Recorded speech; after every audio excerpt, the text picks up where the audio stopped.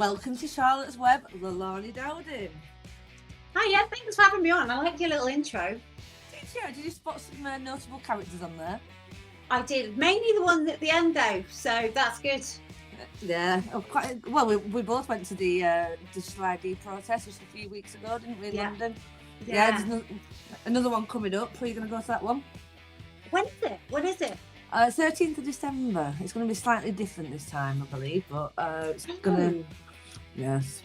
Wait, what? Something's happening on the 3rd. Maybe it's that. Well, something in my diary, I know for sure on the 13th. It might be that. It might be a Christmas party.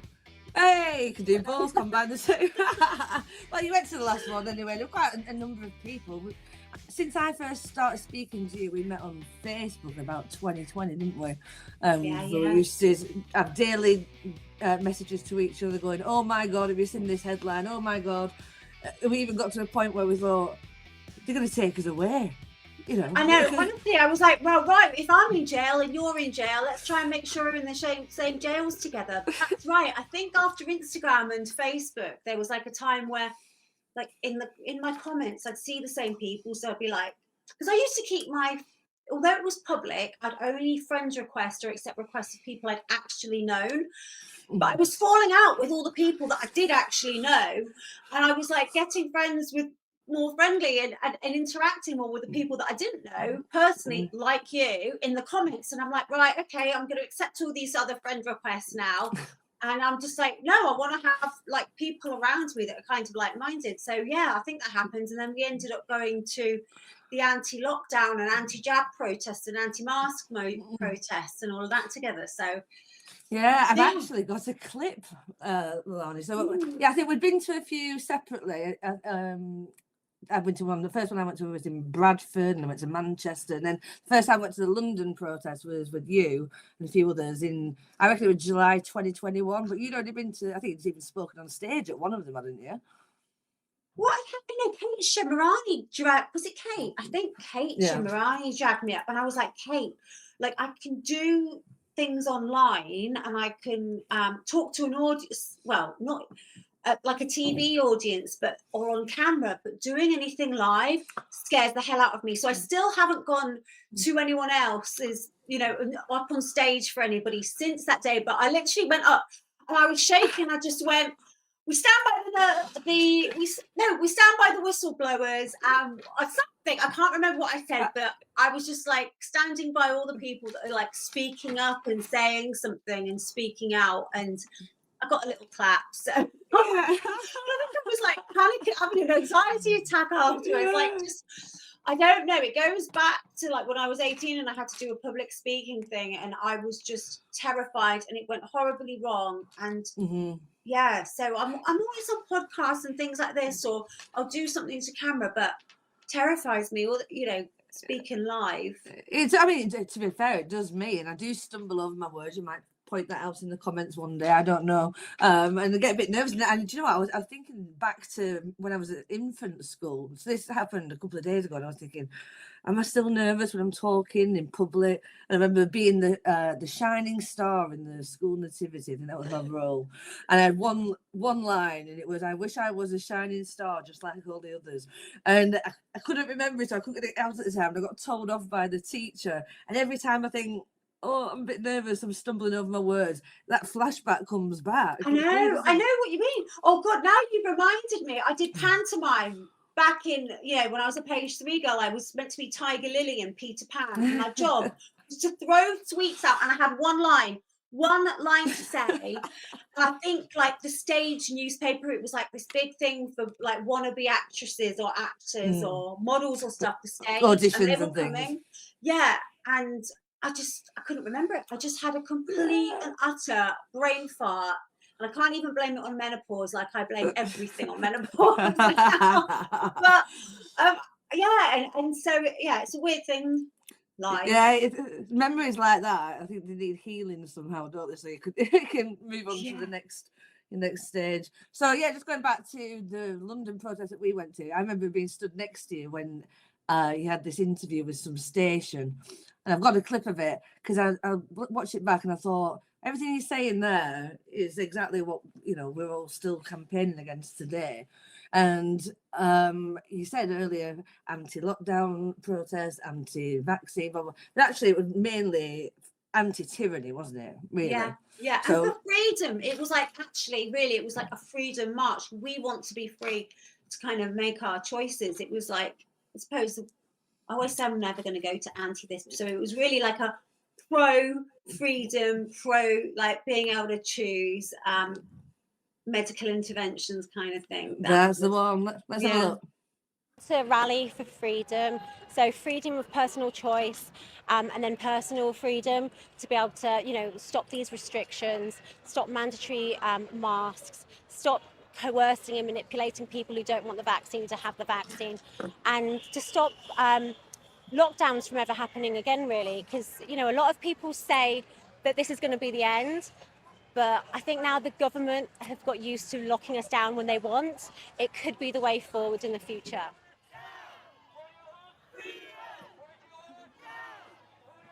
I think it's really important because we need to show the government how many people are just sick and tired of their hypocritical rules. So, you know, you've got them partying at the G7 when no one can dance at their weddings. Then you had people at Ascot.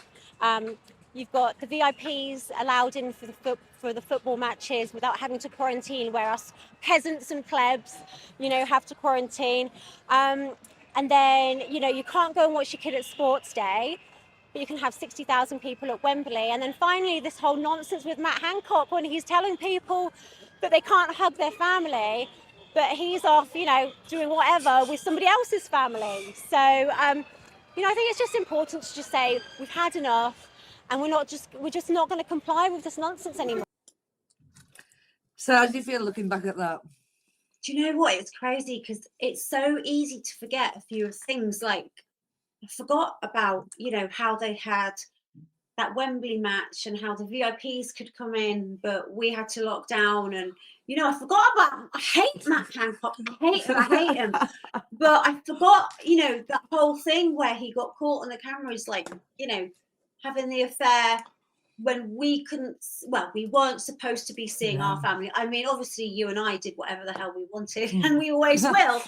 But, you know, we were the ones saying, let us do that. Well, those hypocrites were telling us all to lock down, us to do this, that, and the other, us to get jabbed. Well, they were just doing whatever the hell they wanted as and when. Yeah. So it's weird watching that back. I'd forgotten about that interview. I mean, it's still raw in a lot of ways, isn't it? I mean, this guy is gone and disappeared off the face of the earth. But if I walked past him in the street, I'd still want to, well, grab him by his neck and worse. What would you say? Yeah, we obviously hypothetically never would do that. You know, who had knock on the door by Keir Starmer Stasi lot. Yeah. Exactly. No, I agree with you. They are the worst people. This government now and the one before, as you and I have always said, that it's a uni party, and they set things out. They set the pathway out for this new government to bring out even more tyrannical rules. It's like, I hate him. He makes me so sick. Ugh. Me too. Sorry about that. People just say about, sorry, when people just say about like me going off on Labour all the time, I'm like, no, I was after them. I was after them as well. I hated that guy so much. They're just the most unlikable, aren't they? Yeah, they put these people in front of us who are carrying out the orders of those above, and I mean, we can think, you know, it's the World Economic Forum, whatever, but we're still allowed to see these faces and want to just, because they're doing the bidding of these terrible people above them, and they're just the most unlikable folk, aren't they? Absolutely, just the worst people. And it's like, you know, like as you said, they're just following orders from whoever's got the money to, you know, or the influence or the power or the secrets or whatever it is that they're holding to make them tick and to make them do what they want. Because everything we're seeing now isn't by incompetence. I don't believe that. It's not possible for this all to be incompetence. You know, they've got where they've got through doing what they've had to do. And you know, and to continue to do what they do, and they're just everything bad that you can think of going on, they're facilitating it, orchestrating it, or you know, allowing it to happen one way or another. Everything. We'll get on to the budget and things that have happened this week shortly, but just to wrap up the COVID bit, because this is something that you will not let drop, and absolutely rightly so. I won't let things drop, but this in particular, I'll just show you, not that guy, but this. So this is a tweet from you, which has been, you do it often, don't you? You do often. So do you want to tell us what's going on here? Okay, so I've used that word that I use a lot on Twitter. I won't say it on your show. I don't say it on people's podcasts. In today's episode of Natasha Livingston is a useless journalist and and then well done to okay. So basically, what's happened is Natasha Livingston back in 2022 called me up, asking me about a couple of things that I'd said on my Instagram. Remember, it was just after Djokovic had been banned from playing in the Australian Open. We were being called refuseniks. So I had on my Instagram, proud refusenik, because I refused the jab. Yes, I remember that. Yeah. And I was just talking about how, you know, we're supposed to listen to these unhealthy people that are telling us to stay inside, meaning stay out the sun, stay inside, don't get fresh air. Don't do all the things that we should be doing, being outside in the sunshine, getting vitamin D, getting fresh air, like helping our immune systems, but eating well and going to the gym, because we weren't allowed to do that. So anyway, she decided to batter me and basically said, put me there. I'm the one. She's picked out a picture where I think I'm like startled. So I look like I've got crazy eyes. Picked the worst picture. And then it's just basically said my kind of alluded to the fact that my kind of everything I've said has landed people in hospital. So that was the Daily Mail then. Now, literally, I could do this every week, because there was always something in the Daily Mail about the harms that have happened, whether it's you know, an increase in cancer or heart problems, or I think the last one was paralysis. Somebody was paralyzed by it was actually a doctor who was paralyzed by the COVID jab. So all of this happens now. The Daily Mail are much more happy to report on it. They even ask people who have been vaccine injured to get in touch, but they've never apologized, and I don't think they ever will. People are always like, go and sue them, but it's like, you know, I think too much time's gone, and you know, you have to show and demonstrate harm, and I suppose I haven't really been harmed, No. You know, I was never going to be able to get a job on mainstream media again after my stance anyway, so it doesn't really matter what the Daily Mail has or hasn't said. But yeah, I just won't let it go. I've got a personal thing now with this journalist. She's only a young girl as well, I think. I know. So stupid. Absolutely. Because if you read what it says on the headline alone that Chris Whitty, of all people, saying people like yourself influenced those who were dying of COVID in hospital, not to take the vaccine. So. Yeah. It's my fault. It's my fault, because I said be healthy and eat well and exercise and get fresh air and get sunshine. And I'm not taking the jab personally because I don't trust it, and it's my fault. And it, you know, it's just, you know, and the funny thing is she did call me, and I absolutely doubled down on everything that I'd ever posted and tweeted, and this is how she decided to present the headline. So I feel sorry for her, really, that she's not done her research. Have you still got a number?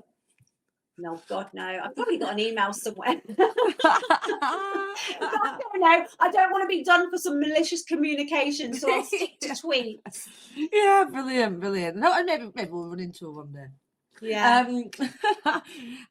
But so did you feel as though you've had to develop a thick skin over the years, or did you already have one from your time when you were in media and your modelling days, the tabloids?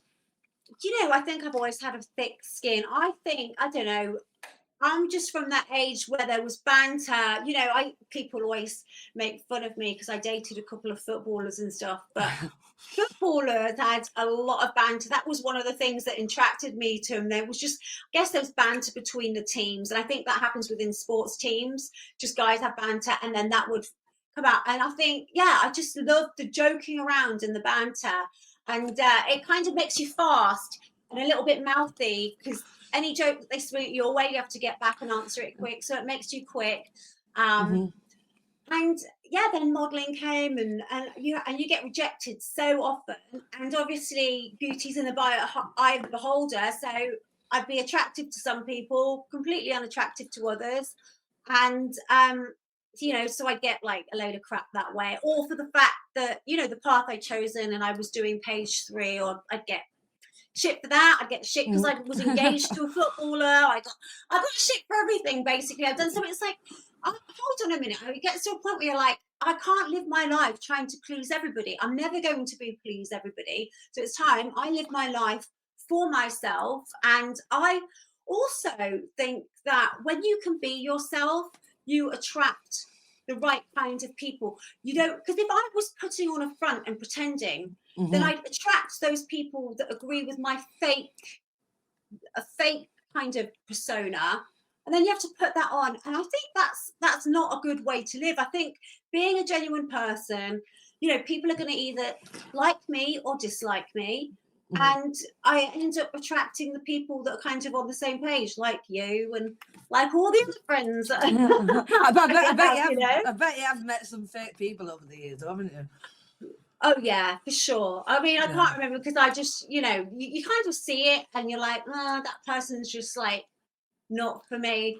And you can see it in their actions. Like, you can have conversations with people and you can listen to their words, but you really see it in their actions. And like, this is a stupid example, nothing to do with, say, nothing to do with the kind of thing that we talk about or expo or, you know, the activism or anything like that. But I just remember there was a bloke, I guess he was interested in me, and I love dogs. I love all animals. I love dogs.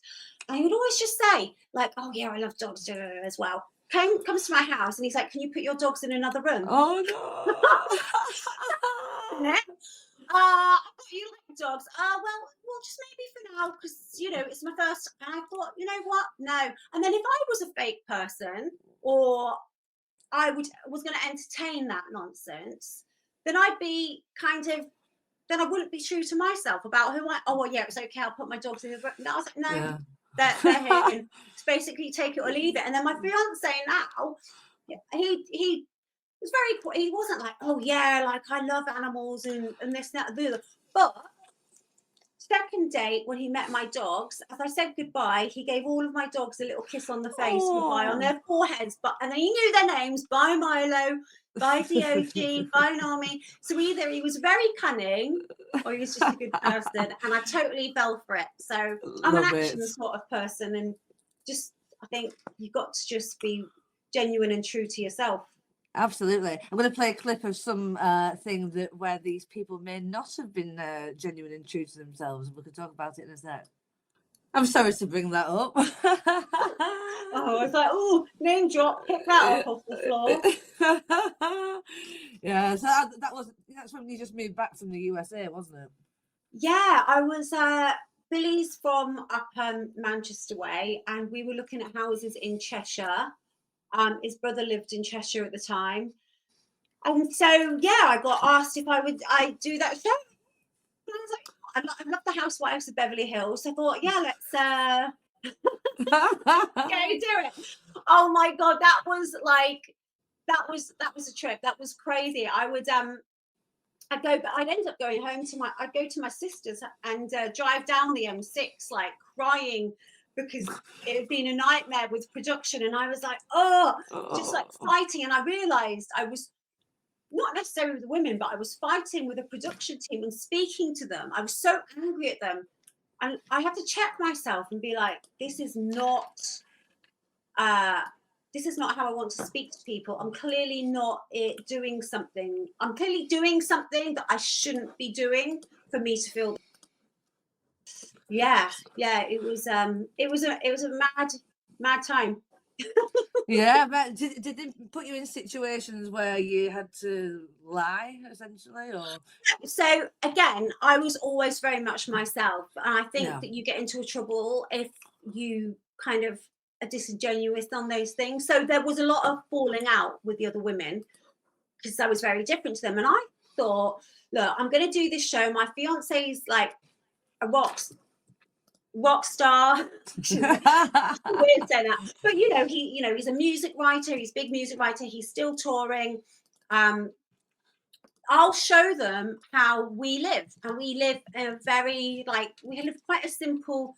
We're very, very comfortable. We live a very simple life. I don't have to work.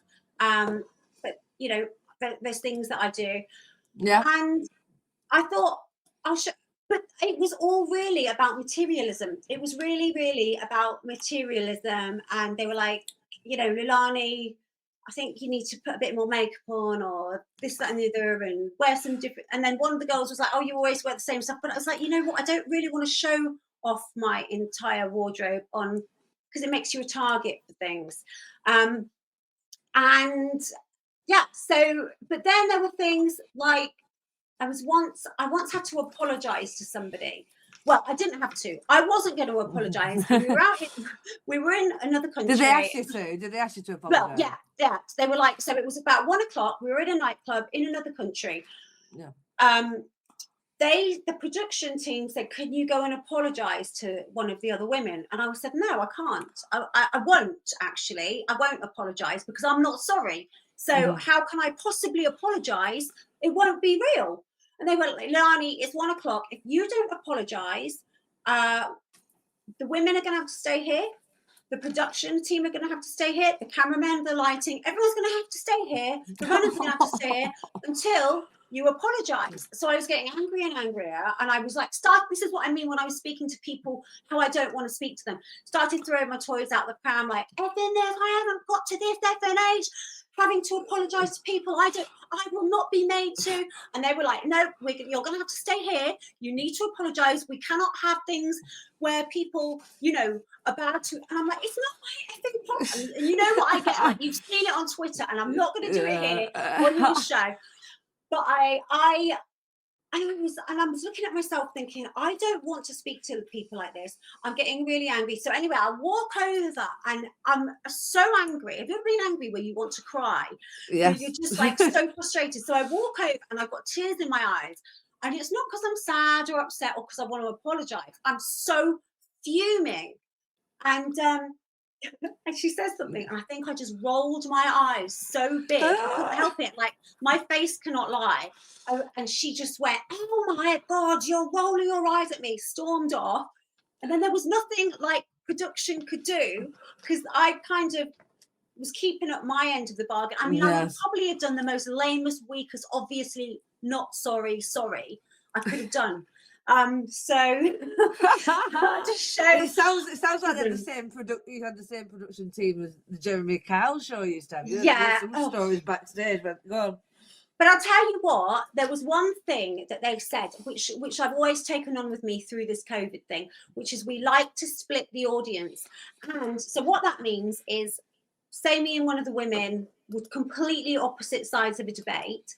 Yeah. When the viewers shut that TV show off for the night, they'd watch it, shut it off, they'd talk about it. They'd be talking online, or they'd be talking to their friends, and they'd be saying, did you see that episode? So and so. And they'd still be discussing, taking sides and going at each other, right? Mm-hmm. I noticed that is exactly what breakfast shows did, news shows did. Things like Jeremy Kyle, things like This Morning, they get people on, they get them to like argue massively. Like I'll never forget. Oh God, what's his name? I just posted it the other day with. Is it Dermot? Yeah, and Bev Turner. With Bev Turner. Yeah. And you see Bev Turner saying something, and then Dermot saying this, and they're going at it. And I was like, my God, this is just like it. they're doing this not because they care about any of us, because the next thing they like, they want people arguing to be divisive, and being divisive, and they get extremes on that. Remember when Edwina Curry was just despicable, or was it Esther Ransom? I don't know. Well, There was so many both of them.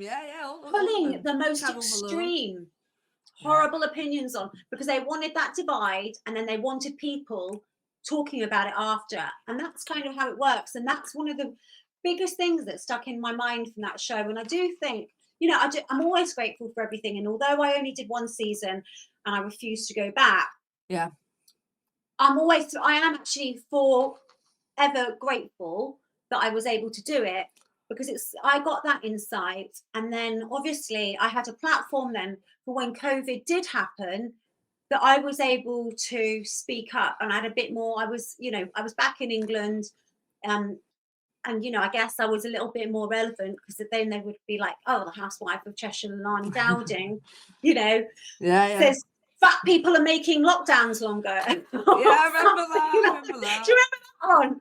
Because I was like, oh, unhealthy people, and we have to lock down because anyway. Yes. No, I remember that. I remember when you went in this, you were perhaps in a supermarket without a mask on, weren't you? Oh, yeah. Yeah, I remember that awful person not wearing a mask and not following the arrows. Yeah, crazy times. But I mean, they've laid the groundwork. It could happen again, and would people be more outspoken this time? Next time, in fact, I don't know if you've seen in the news, there's been a pandemic prepared exercise. Again, remember Event 201 that happened before? Oh, yeah. There's been a very similar thing in the UK government that just finished yesterday, where they've gone through an exercise. And this time, the pandemic, the exercise targets children. So let's see if they can come up with something from that. Do you know, I think people will. I actually do think that I think people will fall for the psyops over and over and over and over again, because they say they don't, but then there's always something else that comes up, a little bit different, that starts dividing people and making everyone fight again. So, I think it's a very deliberate thing that's going on.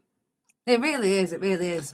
I want to do a little section with you now, because I'm going to do it. I might do it every week with whoever I have on. It's about getting a picture of a villain, well-known villain, and we'll call it "Let's Go Mental." So I will put this guy up, and you tell me, give a big rant about how much you hate him. Oh God, you've got the worst pictures out. Yeah. Oh God, I don't know what to say. It's like I don't want to use the language I use on my Twitter, but I could beep it out. Everything that Trump said about him is correct. I think he's corrupt. I think he's awful. I think what he's doing to Londoners is absolutely horrific with all the charges. I mean, it's enough for them. And they pay enough living in London anyway, but to add on all these charges and these what is they called, congestion charges, is just horrific. And then to lie as well about how London's such this great place, and how multiculturalism is really, really working, when actually it's so dangerous. I used to love it when I lived in London, when I was 19, 20. Now, my friends are like, oh, you're coming down to London, you can do Christmas shopping. I'm like, you know what? I'm absolutely avoiding it like the plague, because it's not safe. People get mugged for their watches, their phones. Yeah, he doesn't seem to be doing anything about it. He gaslights everybody. It won't talk about grooming gangs when it's mentioned. No.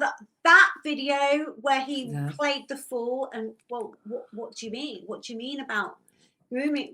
What are you talking about? As though we didn't know. Yeah, I had David Curtin on the last episode, and David Curtin, I played a clip of him when he was on the London Assembly between 5 and 10 years ago, saying the exact same thing that Susan Hall, who was the lady that you're referring to, said to Carl. Carl was on the call with him, still just skirting around the question, not answering the question, and then one of his minions takes over and goes to the next person, so he doesn't have to answer the question that was posed to him. It's just a disgusting individual. But it's really crazy to me, because if it was you and I, and it was like some white pedo, or I mean, like, say, Hugh Edwards, right? Yeah. When Hugh Edwards didn't get sentenced, I was devastated. I was ranting. I actually cried because I was like, if you're not going to sentence this guy, right? How are you going to? What about all the others that have got all that disgusting material on their phone? Yeah. They're all going to be let off. You're setting a precedent here, and you're also saying, and you're also encouraging it almost, because you're showing that they're not going to get in trouble, right? So you and I will call it out.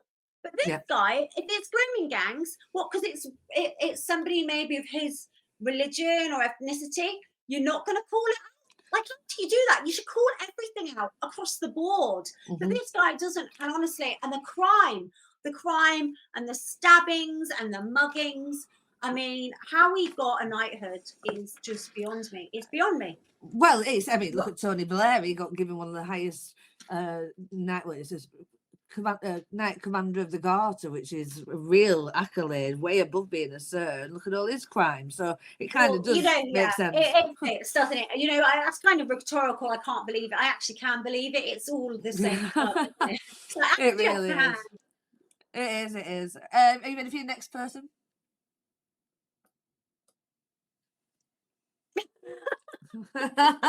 Now, this is a face I've not actually seen for a while. It was shoved down our throats for a long time. I've not really seen much of this person for a while. Yes, such a long time. I've still got, I think it's pinned on my Instagram, me in a bikini, him in a bikini, a panto horse underneath him, and my beautiful real horse, because that to me is what this all is. I mean, he's a pantomime dame. That's it.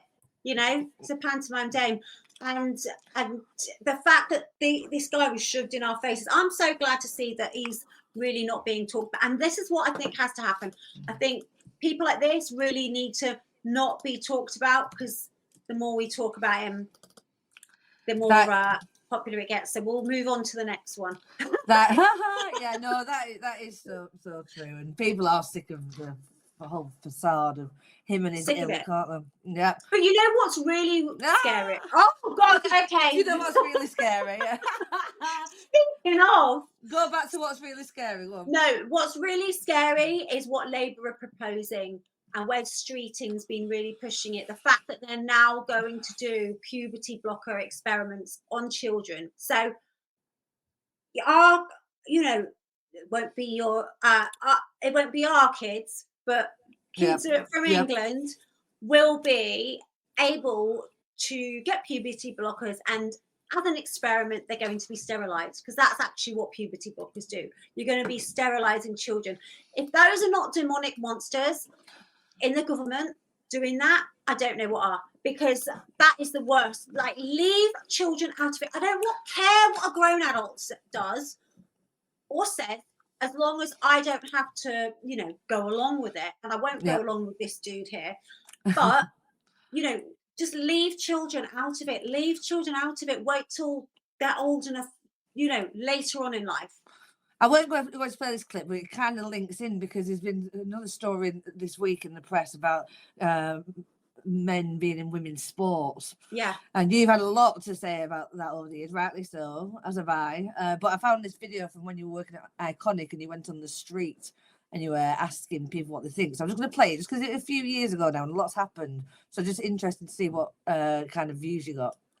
I'm out and about on the streets to ask people what they think about the future of women's sports now that they're letting transgender women take part. So let's ask these people. Can I ask you a question? What do you think about transgender women taking part in women's sports? Well, obviously I don't have an opinion too tough, but I don't really think that's fair, because biologically they're men. So, yeah. I'm all for it. Women are women. Yeah.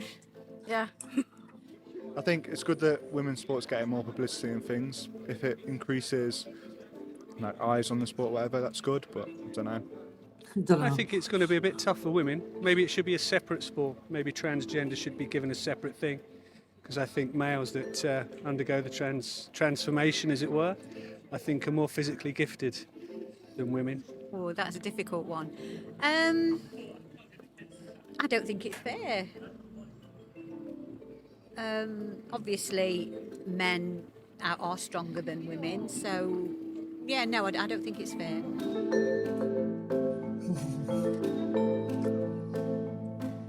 What do you think of the future of women's sports now that they're letting transgender women, but like biological males, smash all the women's records and take part? It's going to be difficult, isn't it, to be honest with you? So, I'm not sure. I think they're going to have to judge each person individually on their skill sets kind of thing, and then it'll be fair. Sky's the limit then, really, basically now. No more rules. I think it might be a little unfair, but I think it has to happen. Well, you're born what you are, but you can be whatever you want to be. So, sport and things like that, I don't think they should be allowed to play in the opposite sex because, they're just different. Just kind of contradicts herself there, saying you can be whatever you want to be, but you can't, can you? She probably means do what you want to do, but just don't make other people have to play along with it. I mean, I'm just playing devil's advocate and being nice. It's funny. I do feel like people looking back at it, that's another thing I totally forgot I did.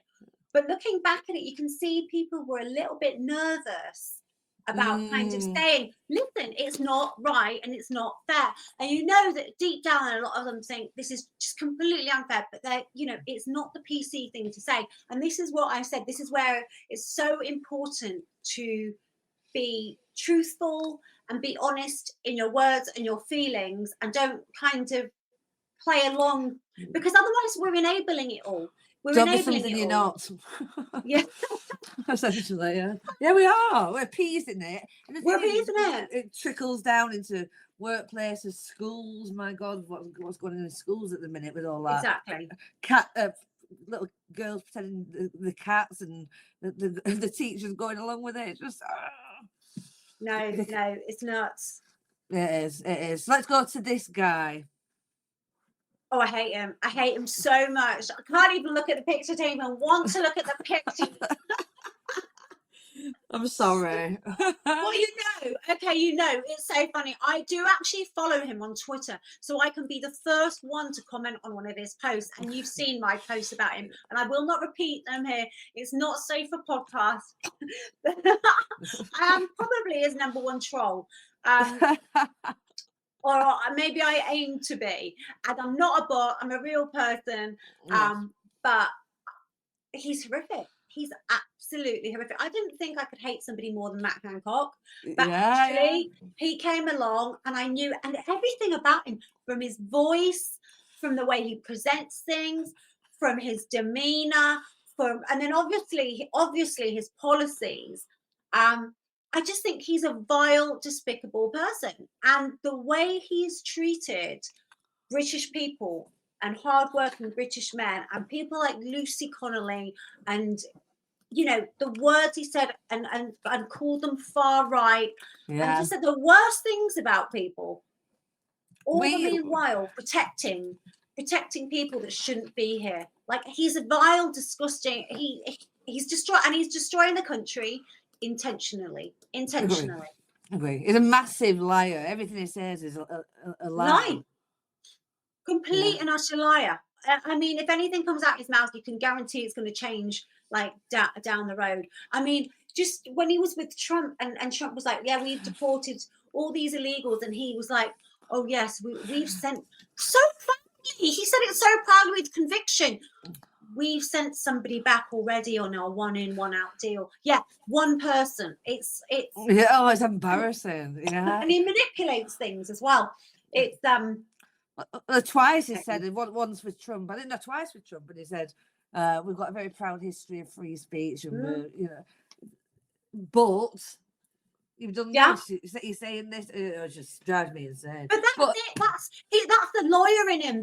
And it's the liar, right? Oh, he's twisted. And when I say he manipulates things, we've got a proud history of free speech. He's not saying I'm going to continue. I'm going to continue with free speech. Free speech will always remain in this country. He's just like, yeah, we've got a proud history of free speech. Oh, yeah, we do. But what about now? I don't give a shit about the history. What about free speech now? My thoughts exactly. But again, the UK have been a testing bed. I think we were during COVID in a lot of ways. For they brought this online safety bill in, and I believe Australia are doing the same in the next few days. Lockstep kind of thing going on again, isn't there? So it's just bring it in the UK, see what the reaction is, see how it works, and then that's what this is what they do, Charlotte, and we said this during COVID. They do similar things with a slight variation in all these different countries to see how it all works. But ultimately, it's all the same thing at the end of the day. So where's it all coming from? Why is it's all obviously coming from above, right? Because why is it that every single country is doing the same thing, but in a slightly different way at the same time? It's not random. It's not organic. Something is being fed down to all of these leaders, right? Well, look at COVID. Yeah, if the three presidents of the countries, Tanzania, do you remember that guy? Can't remember his name, but it tested a pawpaw fruit and a can of Coca-Cola with the PCR test, and they both came out positive. Ended up getting mysteriously deaded. Yeah. So they're installed, aren't they? And they're all under the United Nations Agenda 2030. All that, the things have to happen in order for the goals to be achieved of Agenda 2030. And so this is, digital ID. That's part of it. And this guy, in my opinion, just the face of it, sadly, at the moment. Yeah, and you know what? They've just announced they're going to spend 1.5 billion. 1.5 billion in the next 3 years. So we're going to pay for that. And I want to know where that money is going. Where is the 1.5 billion of our money, our hard-earned money that we pay in tax is going on that? And it's like, no, all of these things right now, you look at it from immigration, from housing the illegals, to the digital ID, to net zero and the net zero companies, all these, they're taking all our taxpayer money and they're feeding it into all these companies that I'm sure them, their families, and all their friends have major interests in, right? Financial interests in, because somebody is getting very rich of our tax money and they're stealing it from us, to put into all of this. It's that nuts. no one asked for. Yeah, no one asked for. No, it wasn't. We don't want it. Yeah, I agree. Well, actually, that brings me on to my next person for you. Have I uploaded it? One sec. God, I hate him. Is that hate speech? Is that hate speech? If you really actually say, I hate him, and he's a white man, so what does it come under? He's atheist, so it's not a religion thing, is it? He's white, so it can't be a racist thing unless you want to play the card that I'm like half Filipino. Let's get that out there, yeah. Oh God, I hate him. And I want to just say the tweet of the year. Everyone should go and look at what Carol Decker from Tapao tweeted about him. And I've actually called one of my chickens Carol in honor of her for that brilliant tweet. What did she say? I'll try and find it and put it up after. Yeah. Oh, it's so rude. She used my favorite word for him 5 times in one tweet, in one paragraph. She basically said that her whole career is based on being a wordsmith and vocabulary, and how she's got a very extensive vocabulary, but the only word for him is the C word, and she repeats it 3 times consecutively after. And she's right. I hope he sees all this, because I know ChatGPT likely writes his ridiculous tweets. So yeah, what about this person? Oh, isn't she the worst as well? One of the worst females. Who's the worst female? I don't know, because there's Angela Rayner, who's a complete thicko liar, and then there's her, and she's just the absolute worst. And she's had a nice hairdo though for the budget. She's got a nice nice new mop. Yeah. It's a shame the farmers didn't spray shit over her in their tractors, isn't it, really? Well, exactly. I'm imagining it right there, over the top there, over to her red box. Oh, it's not even funny. I don't know. I'm sorry for laughing, but it's just, I mean, she's a dunce of the highest order, isn't she, for starters? And she's been rolled out to deliver the bad news. I'm not convinced she's anything to do with, really. I cannot imagine that she actually sat down herself and came up with that. I mean, it's possible because nothing adds up. But again, it's one of these things that has been orchestrated to destroy us, the hardworking person, and give it to people that really aren't. Give it to people that have, and obviously, this is talking broadly, Yes. there are obviously going to be people that really do need help. And I think that, you know, the benefit system should be there for people that really, really do need help, are find themselves in a dire situation, really are disabled, whether it's been by an accident or born that way. And I think that, you know, those people do need help, but there are so many people milking the benefit system right now, whether it's that nonsense pip pretending they've got, like, you know, the fake autism and the fake ADHD, which basically, you know, because there is obviously autism that is highly, you know, kids are non-verbal, they can't even go to the toilet themselves or feed themselves, and those parents need help. But, you know, because you've got a badly behaved child, suddenly you're saying, oh, that's autistic because you haven't been a good parent, and they can get their money and their mobility car and all their benefits. That is what drives me mad. And then she's, you know, the whole cap on two children. Well, the average white British person has 1.4 children.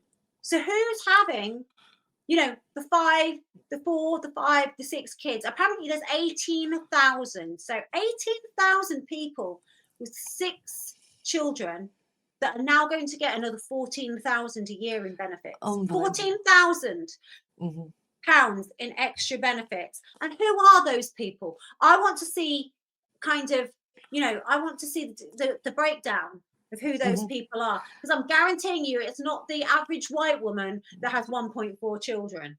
Yeah, well, the average white woman, you won't really find in maternity wings anymore, will you? I think for the statistics that I've heard recently, we're in a minority. And also, Absolutely. I guess the climate change agenda, you've seen a lot of these blue-haired, just stop oil types saying this morning, sitting on the settee on this morning saying, we're not going to have children because of the climate change. It only applies to those kind of folk, or us, should I say. No, I know. This is the thing. It's like there's so many reasons that people are not having children.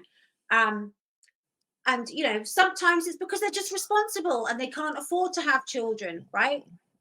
You know, this is not, they should not be doing this they should not be lifting this cap, because those kinds of people are not going to give all that money. That's not all going to go on their kids.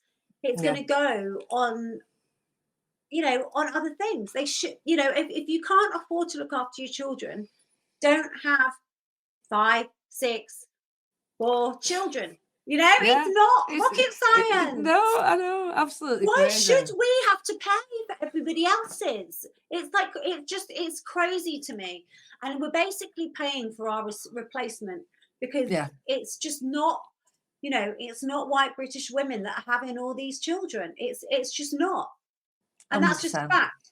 And you know what? The funny thing is that, you know, Sky News, BBC, they will go and find the 1 or 2 white British women with 6 kids to interview. You can guarantee it. They're not going to go and find the man that has 3 wives, that has been shagging his cousins, and, you know, they all have. That's another story in itself, isn't it? Yeah, that's a whole other story. But they won't be they won't find those people and be interviewing them. They will make sure they look their hardest and find the very few out of those white women. You just know it. You can just imagine it. They're all probably scrambling like, oh, this is a difficult job. or contacting a casting agency. That's what they like to do sometimes. To push a narrative. Yeah. So I've seen that. In terms of this lady and something else that happened today, there's been a big farmers' protest in London, hasn't there? I've actually got a clip. I keep saying that. If I can find it. What's going on with my clip? So we got a farmer being arrested, section 14. This is the roundabout by Trafalgar Square. Our brave farmers who feed us, who feed all you guys in uniform and the whole country, we've had 2 years of mad protests, and now we have this farmer being arrested by Trafalgar Square, a public space, on Section 14 notice, on a basis that for weeks this has been planned. There's a budget today. Rachel Reeves is in there. They're about to attack family farms and our whole backbone. And these guys are arresting a farmer whose tractor's here. This is absolutely outrageous. You've got to let your MPs know. You've got to let the government know. This is what we're dealing with in 2025. The farmers are calm, they're professional, they're very polite. This is absolutely scandalous. It's unacceptable. That's why we're saying we stand with... So, yes, have you seen that video already today? I have. Well done, Alan Miller. That's Alan Miller there, like, you know, narrating what's going on. And, you know, good on him. He's always at all these protests. He's a absolutely great guy.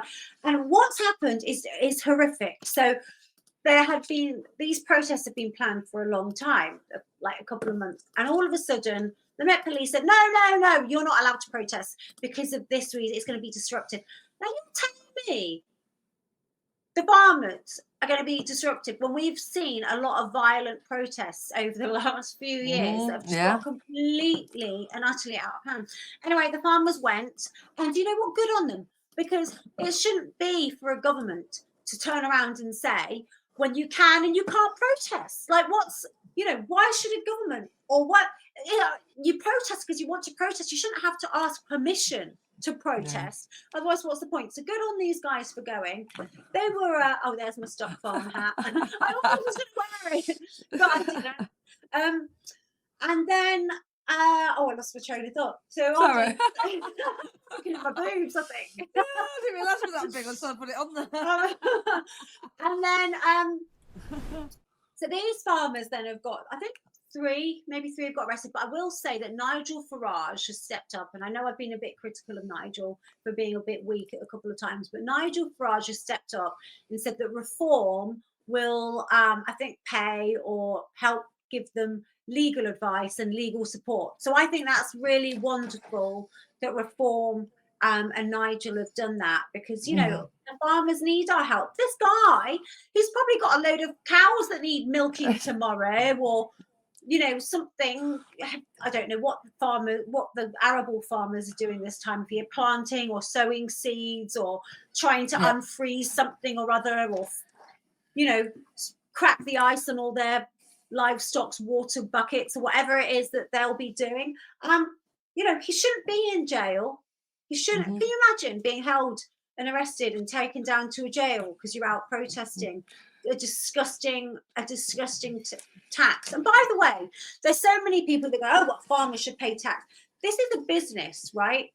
If all the farms were all owned by corporations, right? If all the farms were owned by corporations, there would be no inheritance tax. The CEO of the farm would die, and a new or retire, and a new CEO of that corporate farm would then run the corporation, just like every corporation, just like every business. So what they have done to farmers is and small businesses.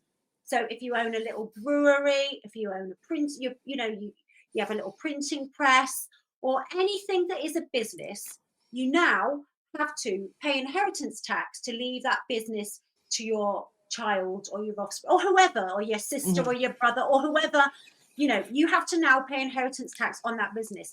So this is what the difference between a little small business and a corporation, because we know that there's an agenda to push all small business owners out. So you know, it's all corporate owned. Everything is owned by big corporations. Yeah. And when that happens, there will not be inheritance tax. Those farms and those small businesses just go along with a new director as and when. And this is just the way that they're trying to get rid of small farms, small farmers, small businesses, and get everything owned by big corporations. And when that happens, can you imagine what it's going to be like? Those farmers and those farmers' kids, that's their land, that's their animals. They know them. They've bred generations of the animals.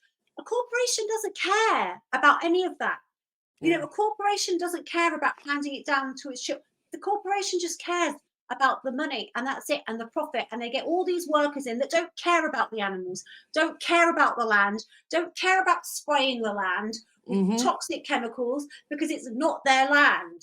And that's what's going to happen. Well, look at America. Yeah. Is it same thing happening in America? Bill Gates is the biggest landowner of farmland, isn't he, in America? So it's again another lockstep kind of thing, isn't it? And and all these corporations, like there's an amazing documentary, and I think it's called Food Inc. And if you see it, you see like even the chicken industry. There's 4 main corporations that buy all the chickens in America from the chicken farmers, and then what they do is they say to the farmers, like, okay, you need to produce this many chickens for us. And they're like, well, we can't do that because, our chickens have this much. Oh, well, and then they get them to factory farm them. And then they say, well, we can give you loans to build bigger barns to house the chickens in. And then they're like, well, but we kind of want to have our chickens out free range and do it as we've always done it. Well, then in that case, we can't buy the chickens from you. And they get the farmers that way. So it's always like the big corporations trying to take over everything. And you can see that that's going to happen, here. And I'll just add as well that Lewis Brackpool, amazing investigative journalist, sends out all sorts of freedom of information requests. He's been pushing and pushing and pushing to see what BlackRock wanted to do with Keir Starmer, because he's been pushing for that. And apparently their talk was about BlackRock being able to invest in the UK. And things like BlackRock, they're only going to invest here when the whole economy has plummeted down and they can buy everything up cheap. Because every other kind of investor that actually wants growth, they're like, Britain is not the place to invest right now. So, the only people that are really going to invest are the people that are going to want to actually take over, because, everything's just going to put the price of everything, the price of businesses and land, it's just going to plummet the way this government's going. We should definitely do another one soon, because I'm really interested in what supermarkets are selling as food. And like, I was talking to a lady today, she's brilliant, Dr. Jo Whitaker, and she was just saying it's all Franken food essentially, and you can't even really trust the stuff in a supermarket that says organic on it. Do you know what? No, I know. And do you know what else is really crazy as well? I've been looking into the 3D printing of meat. Oh yeah. And because there was that thing, Campbell's, I think it's a director or CEO of Campbell's went on this rant saying it's all like the chicken in the chicken soup is like bioengineered 3D printed chicken, something along those lines. So I'm like, what is 3D printed chicken or meat? And you literally see a printer like going, like doing, like building like the red for like meat, and then the white streaks. And sometimes it can be made from non-meat sources, but then it kind of gets compressed once they've printed it out. And it looks like, when you cut it, like fibers with like the little bits of grain and the white running through it. Yeah. It's crazy. You're a vegetarian, aren't you?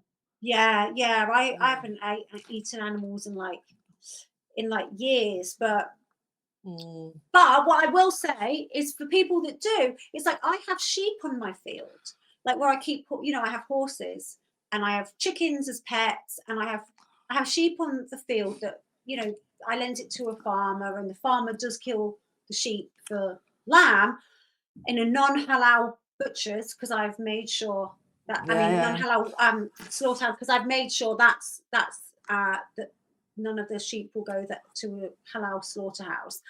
But but I want to see it done properly. So I became vegetarian when I was in America, because the chicken's bleached, like everything's mass produced, corporate produced, factory farmed, cows that you don't see out in the fields. Now I live in the countryside. I appreciate the work farmers do. I see the cows out in the fields.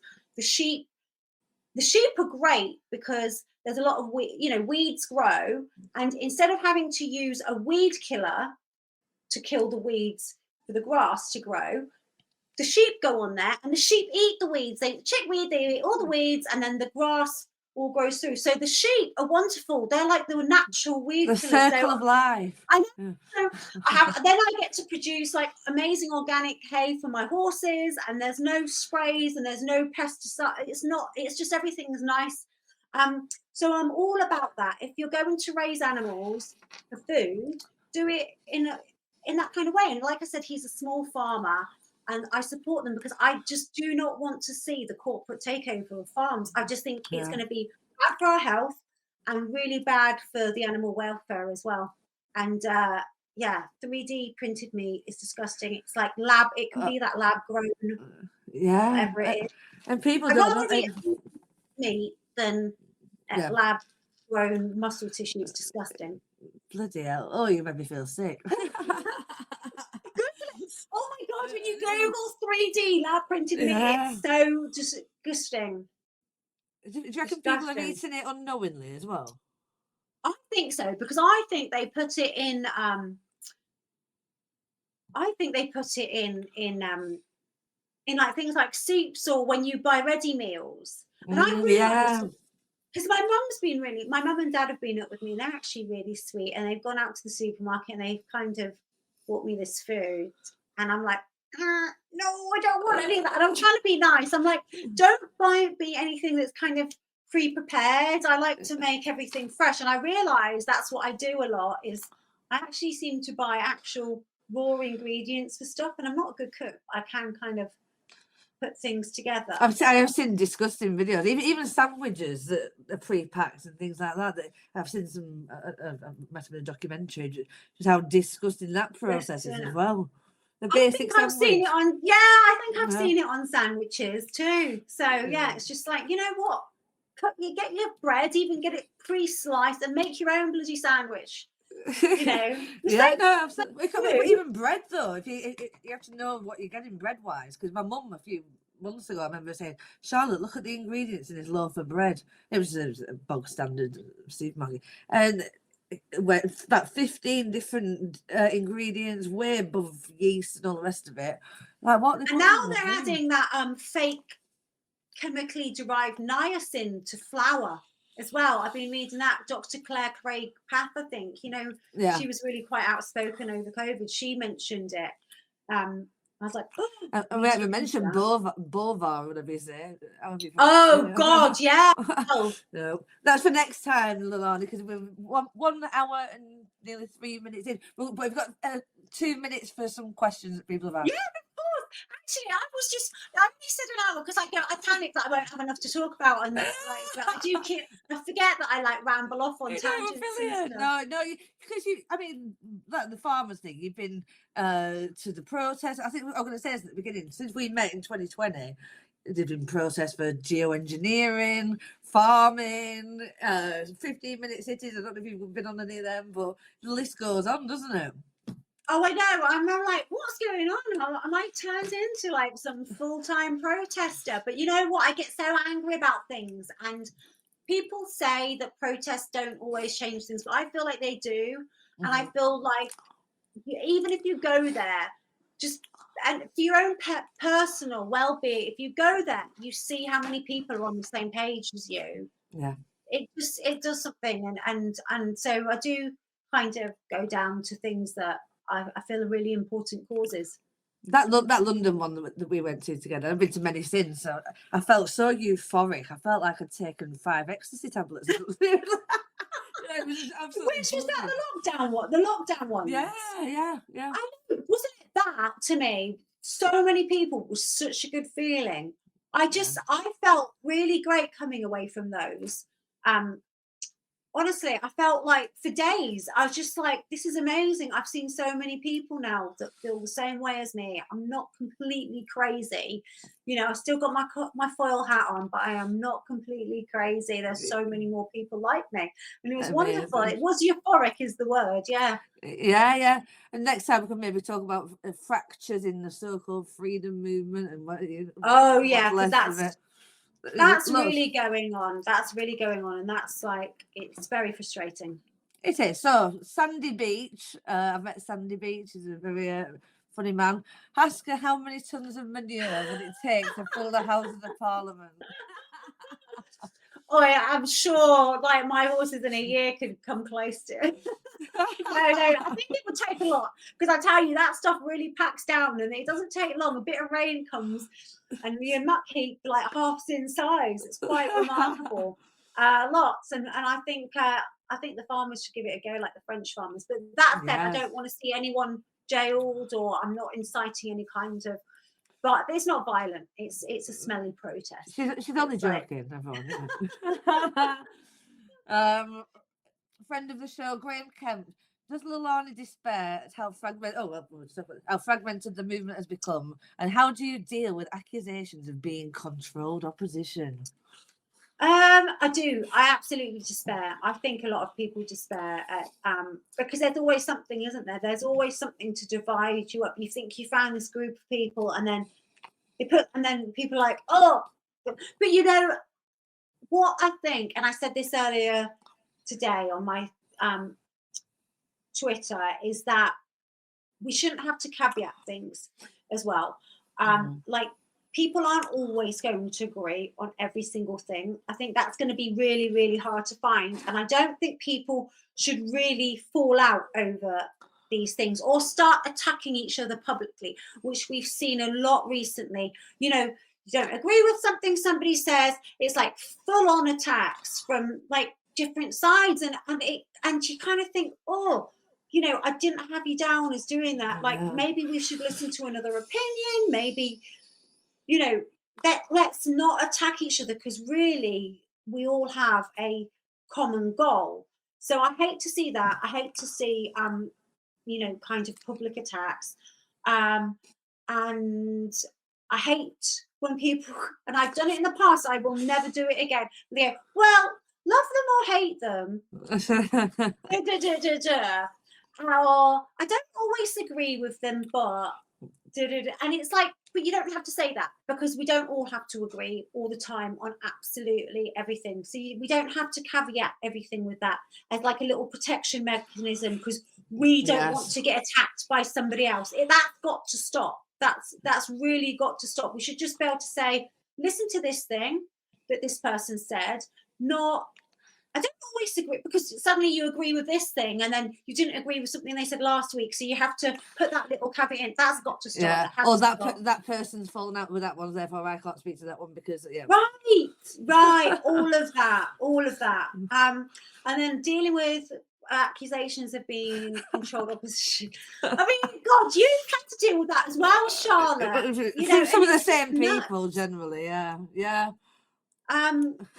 I mean, you just got to laugh it off, haven't you? You've got, because it's not like they think that you and other people, me, whatever, taking direction from above, or we're getting fed things to say in order that are against what we actually believe. Well, no, we just say what we think. We think, exactly. I actually genuinely couldn't say something I didn't fully 100% believe in, because I just can't do that. Like it's like, sometimes I don't even want to say anything. Sometimes I don't even want to say anything because it all frustrates me so much. And then I see that, and then I'm like, but to actually say the opposite of what I believed or something else, I couldn't do it. I can't even shut up about what I believe in. So to say something opposite would be stupid.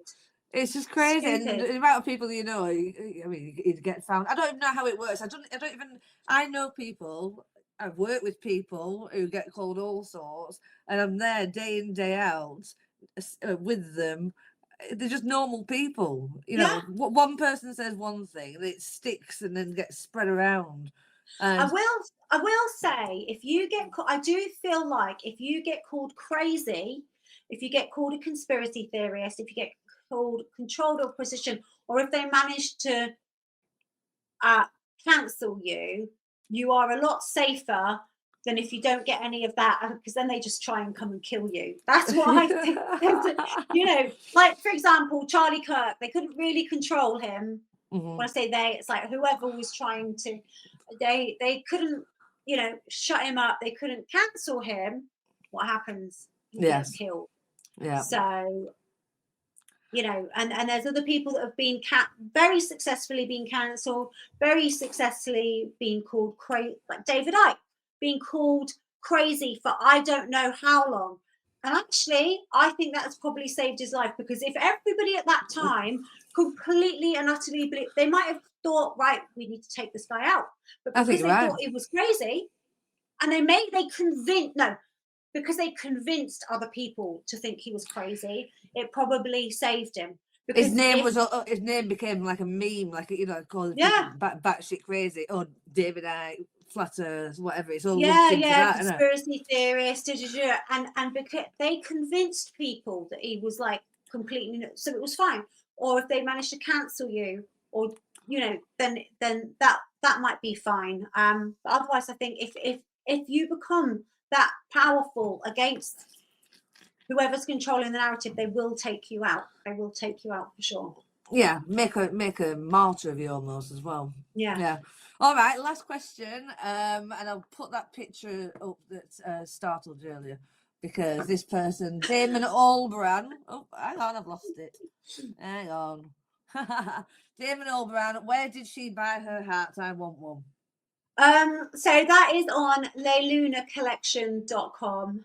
And that is actually my website, which always used to be clothes, but you know, I started making a few little hats just because they were hard to get. So I was like, I'm not gonna, you know, what do you call it, team, or these like Chinesey brands were making them, or I'd wear something and then I'd get some weird thing underneath saying you can buy this here, and I'm like, I didn't get that there. I had this printed. Why are you doing that? So I thought, you know what, I'll get a few more printed. So they're all printed at a local printer. Cool. And they agree with you. The printers agree with you. Actually, they've never said anything. They just kind of live with the hats. I've actually got one that actually says the real, like, you know how that's the words are switched. It actually says F-U-C-K Starmer. So I do actually have one of those as well. Hey, like, I will. Sometimes don't be subtle. Exactly. Sometimes you just.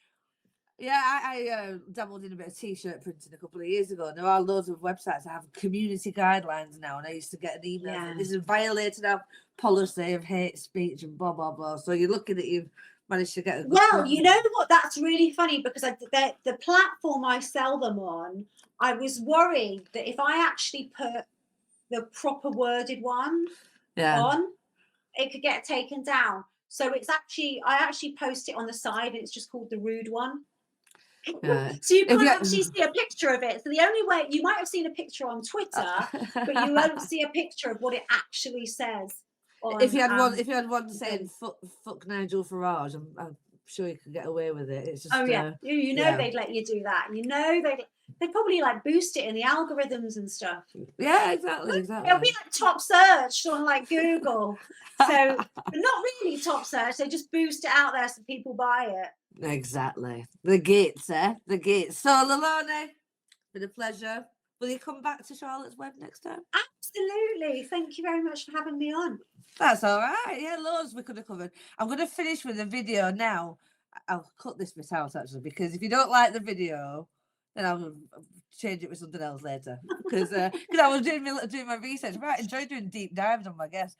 And I really found a load of stuff that I've totally forgotten that I've done. Yeah, I love doing that. So this video I was going to bring up earlier when I was talking about having a thick skin. So if you don't like it, I'll remove it. All right, see you later. Bye. Great for the fact that moms are tough. When you see someone, you know, as beautiful as Leilani, you kind of get that superficial premise that, you know, here's another wannabe model, not necessarily intellectual. There's a great deal of egotism, perhaps overconfidence. I don't know if necessarily she's that young woman that I would just absolutely die to have as my daughter-in-law. I was one of the most successful models in Britain, so wannabe model, whatever. It's interesting how, you know, people can form an impression of you just, you know, based upon your appearance and how you present yourself. It's no surprise they do all the time. You can't blame people for judging a book by its cover. Because people explain the cover. If you're talking about your career or your accomplishments and your business that you have, be like, I pursued a career and I work extremely hard because I'm learning every day. What's wrong with that? I just feel like it's bragging if I sit there and say, like, I just don't like to do that. I just don't like to sit there and say, like, so, I don't know. Leilani, listen, I'm trying to feel for you, okay? But we all have to prove ourselves over and over again. That's life. It's George's mom. I don't want her to think that I'm like that, because I'm not. I'm glad that she struck a nerve with you. You know what could happen? Maybe you would surprise his mom one day and change her opinion of you and prove to her that you're a genuine, special, quality woman. Don't let this little bump in the road set you back or lose confidence in the connection you have with George. Okay? I understand it's been a tough week for you ladies, but one of you stumbled.